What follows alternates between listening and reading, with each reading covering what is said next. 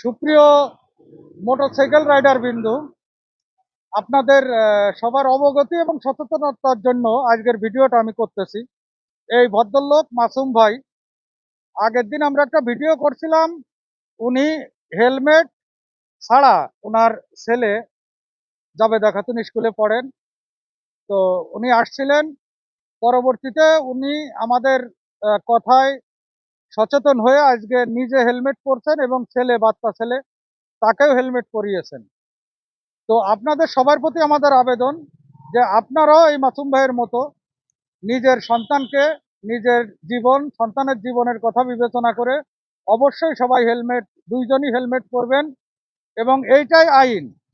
এবং মাসুম ভাইকে আমাদের পক্ষ থেকে ধন্যবাদ, কৃতজ্ঞতা এবং স্যালুট যে উনি ট্রাফিক আইনের কথা মাথায় রেখে উনি নিজে হেলমেট পরছেন এবং ছেলেকেও পরিয়েছেন। আপনাদের প্রতি আবেদন, আপনারাও মাসুম ভাইকে ফলো করেন এবং নিজে হেলমেট পরুন এবং আপনার পিছনে যে পিলিয়ন রাইডার থাকে তাকেও হেলমেট পরান।